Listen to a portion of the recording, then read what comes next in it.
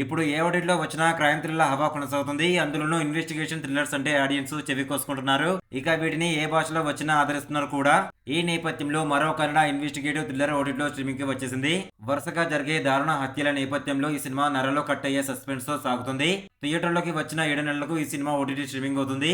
దీని పేరేమిటి, ఏ ఓటీటీలో ఉంది అనే వివరాలు తెలుసుకునే ముందు వీడియోని ఒక లైక్ చేసి సబ్స్క్రైబ్ చేసుకోండి. Thank you. స్టోరీ ఏంటంటే, ఒక నిర్మానుష్యమైన నది ద్వీపంలో వరుసగా దారుణ హత్యలు జరుగుతుంటాయి.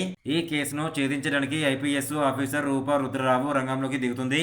తన కూతురి మరణంతో కుంగిపోయి వ్యసనాలకు బానిసైన భర్త రుద్ర కూడా ఇన్వెస్టిగేషన్ లో పాలు పంచుకుంటాడు. ఇక నదిలో ఉన్న శవాలను వెలికి తీయడంలో పోలీసులకు మిత్ర అనే యువకుడు సహాయం చేస్తుంటాడు. అతను చేపల రేవులో పనిచేస్తూనే రహస్యంగా అతను ఆయుధాల వ్యాపారం చేస్తుంటాడు.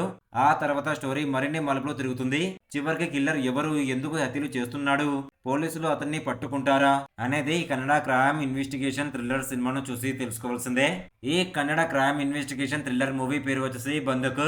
దీని అర్థం తుపాకీ అని వస్తుంది. గత ఏడాది 2025 జూలై 25న థియేటర్లో విడుదలైన ఈ సినిమా విమర్శకుల ప్రశంసలు అందుకుంది. ఐఎన్డిబిలో 7.5 రేటింగ్ పొందింది ఈ మూవీ. ఇలాంటి ఇంట్రెస్టింగ్ మూవీ రివ్యూస్ కావాలనుకుంటే మన ఇన్స్టాగ్రామ్, టెలిగ్రామ్, వాట్సాప్ గ్రూప్ లో జాయిన్ అవ్వండి. డిస్క్రిప్షన్ లో లింక్ ఇచ్చాను, జాయిన్ అవ్వండి, చూడండి.